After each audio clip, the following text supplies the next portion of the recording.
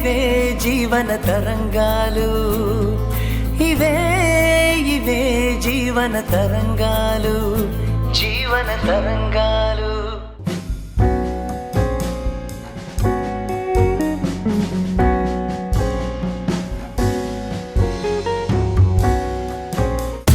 ప్రియమైన ఈటీవీ ప్రేక్షకులకు నమస్కారం. మన జీవన తరంగాలు సీరియల్ని ఆదరిస్తున్న ప్రేక్షకులకు మాతో కలిసి నటించే అద్భుత అవకాశాన్ని ఈటీవీ కల్పిస్తుంది. మీరు చేయవలసిందల్లా మన జీవన తరంగాలు సీరియల్ టెలికాస్ట్ అవుతున్నప్పుడు టీవీ ముందు సెల్ఫీ లేదా ఫోటో తీసుకుని మీ పేరు, ఊరు పేరు రాసి స్క్రీన్ మీద డిస్ప్లే అవుతున్న నెంబర్కి వాట్సాప్ చేయటం. సెలెక్ట్ అయిన ప్రేక్షకులకు ఈ అవకాశం వర్తిస్తుంది. ఈ లోపు ఇక్కడ మనుషుల మీద, ఇక్కడ పద్ధతులు మర్యాదల మీద నాకు అంచనా వస్తుంది. ఆ తర్వాత డిసైడ్ చేస్తా ఉండాలా వద్దా అని. అలాగే అత్తయ్య, రండి. దేవిక, రండి. సూర్యకాంతం 2.0లా దిట్టంగా ఉంది. స్లిమ్ అయ్యానని కహానీలు చెప్తుందేంటి? అల్లుడి దగ్గర సింపతి కొట్టేయాలని ప్లాన్ అనుకుంటా.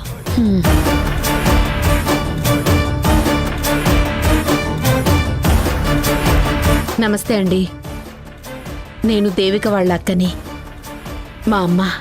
నమస్కారం అండి. సంస్కారాలు బాగానే కనపడుతున్నాయి.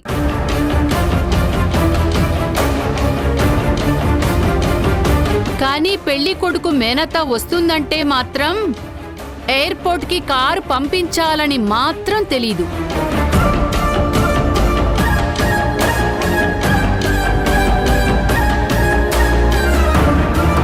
సారీ పిన్ని, మీరెప్పుడొస్తారో తెలియక పంపలేదు, లేదంటే పంపించుండేవాళ్ళం. అయినా నువ్వు రేపొస్తానని చెప్పావు కదా అత్తయ్య, అందుకే ఏర్పాటు చేయలేకపోయాం. మే క్యా కరూ, ఏం చేయను. ఫోన్లో రేపు వస్తాననే చెప్పాను, కానీ నా బిడ్డ పెళ్లి అనగానే మనసు ఎప్పుడెప్పుడు నీ పెళ్లిని చూస్తానా అని ఒకటే తొందర పెట్టింది. అందుకే ఉండలేక ఇన్ఫర్మేషన్ ఇవ్వకుండానే ఫ్లైట్ ఎక్కి ఇక్కడ ల్యాండ్ అయ్యాను. ముందే రావడం మంచిదైందండి. లేదంటే ఈరోజు పూజకి కళ్యాణ్ తరపున పెద్దలెవరూ లేరే, చేయాల్సిన తతంగాలు చాలా ఉన్నాయని చాలా టెన్షన్ పడ్డాం. ఇప్పుడు ఆ బెంగ పోయిందిలేండి. కళ్యాణ్ మన వైపు ఇంటికొచ్చిన బంధువులకి హారతితో దిష్టి తీసి ఆహ్వానం పలుకుతారు. కానీ ఇక్కడ అలాంటి పద్ధతులు భూతద్దం పెట్టి వెతికినా సరే ఒక్కటి కూడా కనిపించేలా లేదే.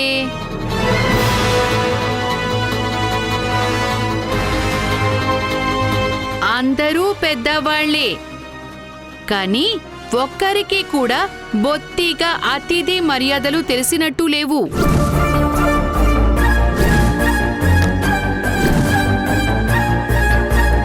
అదే మన వైపు అయితే అతిథి దేవో భవ అనుకుని అన్ని మర్యాదలు చేస్తాం. కానీ ఇక్కడ పద్ధతులే లేవు. ఇలాంటి ఇంటి అమ్మాయిని కైసా షాదీ కియా కళ్యాణ్?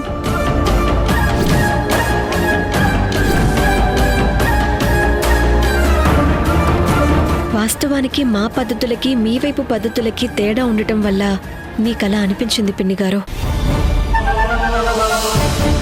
ఇక నుంచి మీ పద్ధతులు తెలుసుకొని మీకు ఇబ్బంది కలగకుండా చూసుకుంటాము.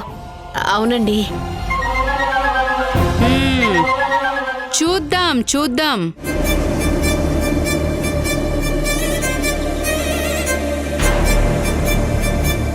నీ పెళ్లి అప్పట్లో జయపూర్ ప్యాలెస్లో గ్రాండ్గా చేద్దాం అనుకుని ఎన్నో కలలు కన్నాను.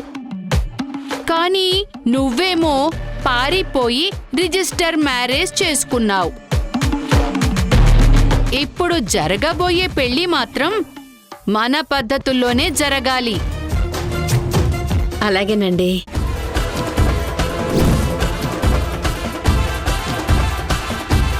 ఇది పెళ్లి జరిగే ఇల్లంటే ఎవరైనా నమ్ముతారా? అసలు ఇక్కడ పెళ్లి జరుగుతున్న వైబు లేదు కళ్యాణ్. ఏదో హాస్టల్ లాగా అనిపిస్తోంది. ఇలాంటి ఇంట్లో పెళ్ళంటే నాకు డైజెస్ట్ అవ్వట్లేదు. వెంటనే ఇల్లంతా కలర్ఫుల్ గా గ్రాండ్ గా ఉండేలా చెయ్యండి, లేదంటే నేను ఒప్పుకోను.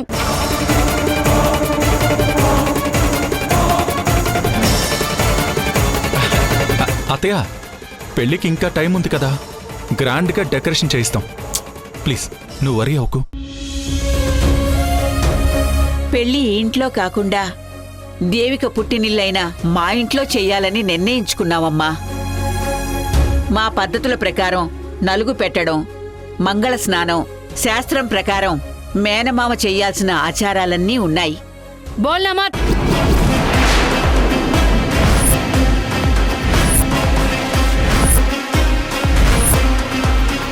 బస్ ఇక చాలు, ఆపండి. మీ స్టైల్లో కాదు, మా నార్త్ ఇండియన్ స్టైల్లో జరిగే పెళ్లికి కొన్ని పద్ధతులున్నాయి.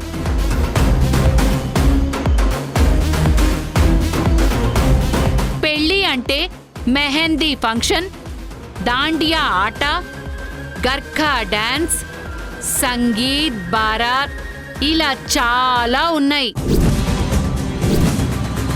అవన్నీ తప్పకుండా చేయాల్సిందే.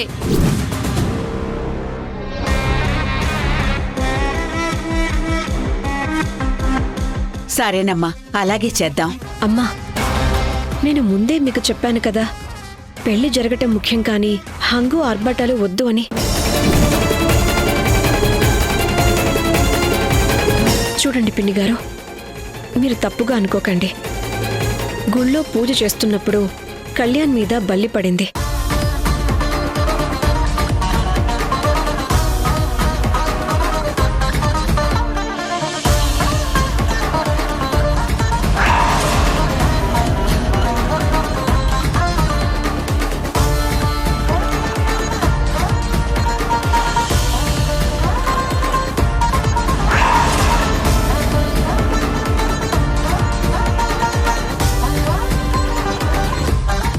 అందుకని ఎలాంటి అనర్థం జరగకుండా ఉండాలని చేసుకుంటున్న పెళ్లి ఇది.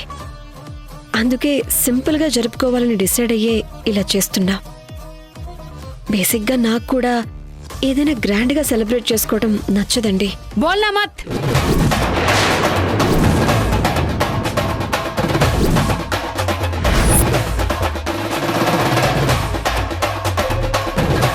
మొదటి పెళ్లి సింపుల్ గా దేన్ని ఫాలో అవ్వకుండా చేసుకోబట్టే అపచారాలు జరిగి రెండోసారి పెళ్లి చేసుకోవాల్సి వచ్చింది. దాన్ని నేనేమి తప్పు పట్టడం లేదు. అలా చేయడం కూడా నా బిడ్డకి మంచిదే. కానీ నీలాంటి ఈ జనరేషన్ అమ్మాయిలు బాగా చదువుకొని తెలివి ఎక్కువైపోయి అంతా తమకే తెలుసు అన్న భ్రమలో ఉన్నారు.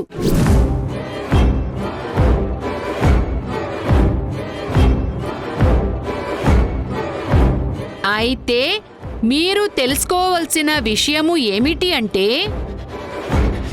పద్ధతులు పుట్టాకే మనం పుట్టాము అని. అయినా ఇంత సింపుల్గా, ఇంత చీప్గా మా ఇంట్లో పని మనిషి కూడా పెళ్లి చేసుకోదు.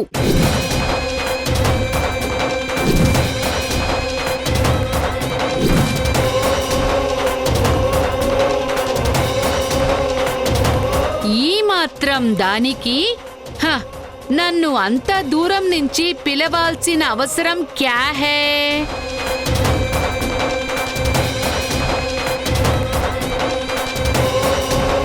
పాపం దేవికకి మా అత్తయ్య రాకతో మరింత మెంటల్ టార్చర్ స్టార్ట్ అయింది. అత్తయ్య ప్లీజ్, ఈ పెళ్లి డిస్టర్బ్ అయితే నాకే మంచిది కాదని పంతులు గారు చెప్పారు. పెద్ద మనసు చేసుకుని పెళ్లి అవాంతరం లేకుండా జరిగేలా చూడత్తయ్యా. అప్పట్లో మేమిష్టపడి చేసుకున్న పెళ్లి పెద్దల సమక్షంలో జరగలేదు. ఇప్పుడు పెద్దల సమక్షంలో పెళ్లి జరిగే భాగ్యం దక్కింది. మీరు చల్లని మనసుతో అక్షతలు వేసి ఆశీర్వదించటానికి హంగు ఆర్భాటాలతో పని ఉంది పిన్నిగారు. ప్లీజ్ అర్థం చేసుకోండి. కళ్యాణ్ పెళ్లిని నా కళ్ళారా చూడాలన్నదే నా కల. ఆ కల నేను అనుకున్నట్టుగా తీరకుండా ఆంక్షలు పెట్టాలని చూడకు.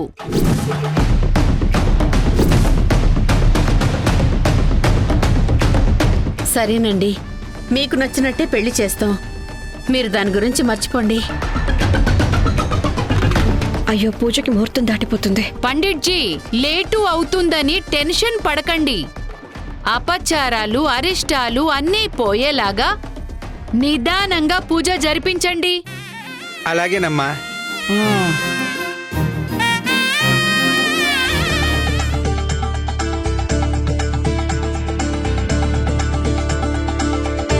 కూర్చో అత్తయ్య.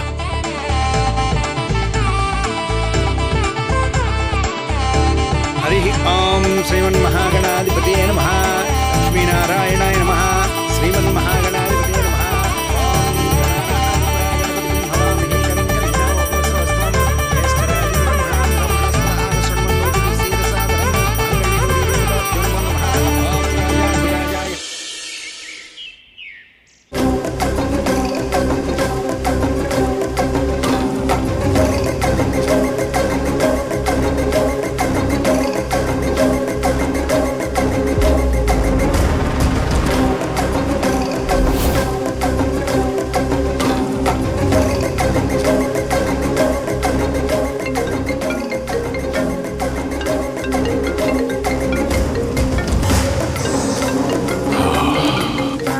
వీడొకడు వద్దు మొర్రో అన్న పదే పదే కాల్ చేసి దొబ్బుతున్నాడు.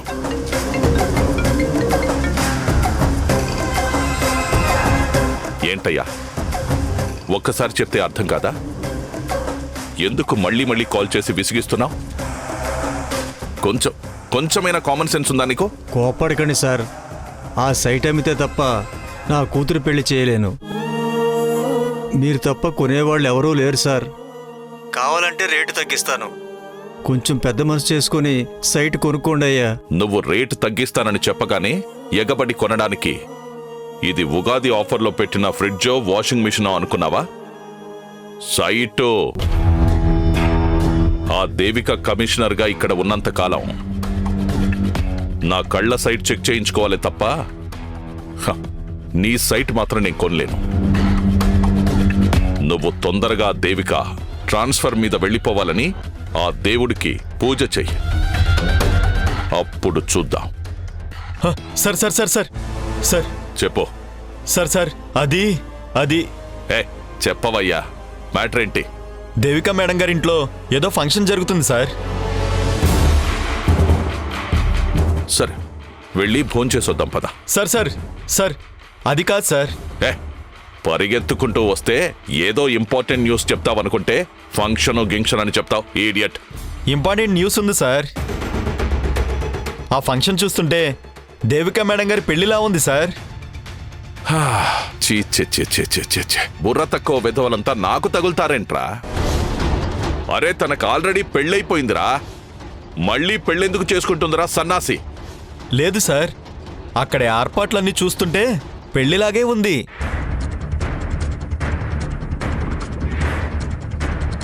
మొన్నే కదా కీర్తి పెళ్లి ఆగిపోయింది. ఇంట్లో పెళ్లి చేసుకునే ఏజ్ వాళ్ళు ఆ ఇంట్లో ఎవరు లేరే.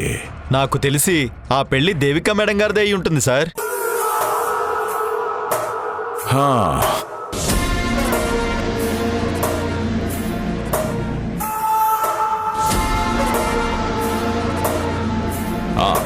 భాషాబాయ్, దేవిక గారింటికి ఫంక్షన్ కోసం పూలేమైనా సప్లై చేశారా? అవును సార్, ఏదో అరిష్టం జరిగిందని మళ్ళీ తన భర్తనే పెళ్లి చేసుకుంటుందంట. Okay okay boy, okay.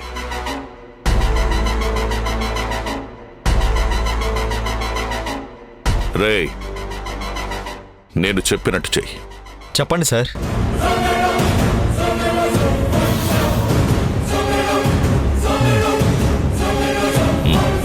అలాగే సార్. వెళ్ళు. దేవిక మేడం, నీ పెళ్లి నా భూతో నా భవిష్యత్ అనేలా జరగాలని మనస్ఫూర్తిగా కోరుకుంటున్నాను.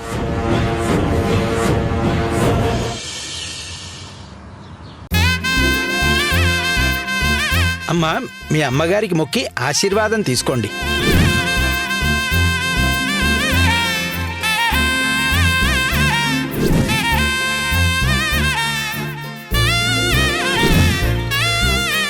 రుక్ జాओ.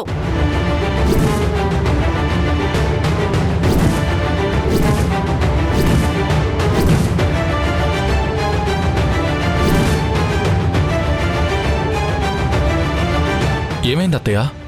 ఇటువంటి ఆవిడతో ఆశీర్వాదం తీసుకుంటే పెళ్లి చేసుకోబోయే జంటకి అశుభం.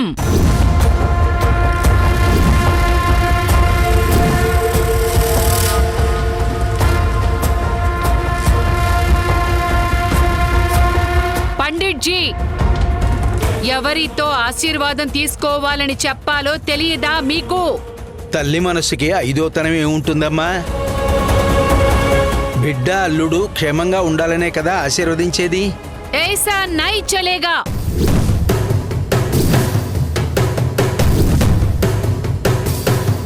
మగ పెళ్లి వారి తరఫున ఉండే పెద్దలకు ముందు మొక్కి బ్లెస్సింగ్స్ తీసుకోవాలి.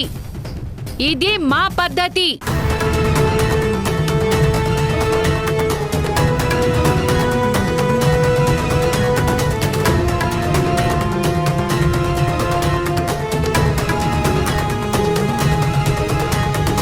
కళ్యాణ్, పిన్నిగారి కాళ్ళకి నమస్కారం చేసి ఆశీర్వాదం తీసుకోండి. అమ్మా, అక్షంతలు ఇవ్వండి.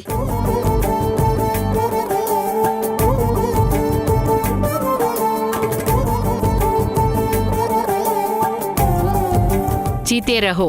మీ జోడీ హ్యాపీగా కలిసి మెలిసి 10 కాలాల పాటు అన్యోన్యంగా ఉండండి.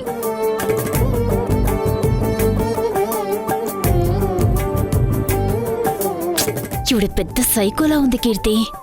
నిజమే, ముందు ముందు ఇంకా ఎంత టార్చర్ పెడుతుందో ఏంటో అని నాకు కంగారుగా ఉంది. ఈ మహాతల్లి పెళ్లికి రాకుండా ఉంటే బాగుండేది. నా తరపున పండిట్ జీకి దక్షిణ కింద 10 రూపాయలు ఇవ్వు కళ్యాణ్.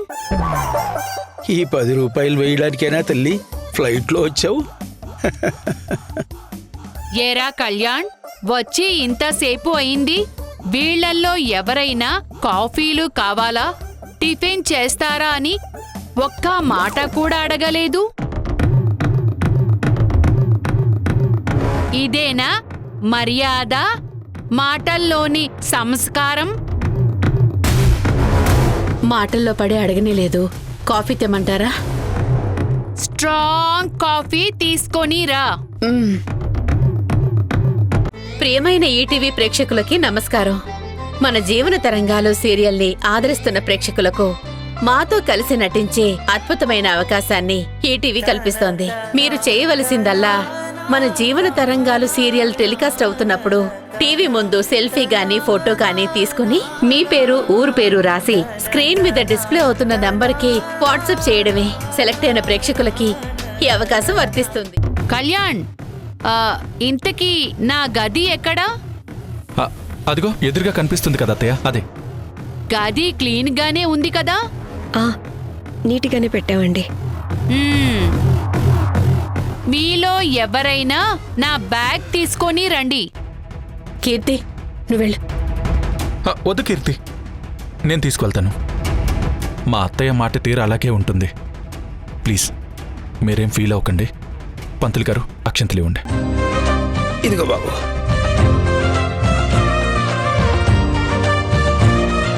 దేవిక, రా, ఆశీర్వదించండి అత్తయ్య. దీర్ఘ సుమంగళీ భవ. కలకాలం పిల్లా పాపలతో చల్లగా ఉండండి.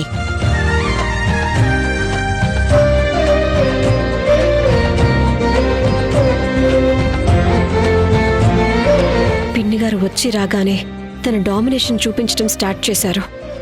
ఎదుటి వాళ్ల మనసులు నొప్పించేలా మాట్లాడే అలవాటు ఇంకా మానుకోలేదు. నువ్వేం బాధపడకమ్మా. నేనేం బాధపడటం లేదు ధరణి. దేవిక పెళ్లి జరిగి అరిష్టం పోతే అంతే చాలు. వాళ్ళిద్దరూ సంతోషంగా ఉంటే ఇక నాకు ఏ దిగులు ఉండదు. ఇలాంటి ఆవిడ పెళ్లిలో ఉంటే పెళ్లి సాఫీగా జరగడం కష్టమేనమ్మా.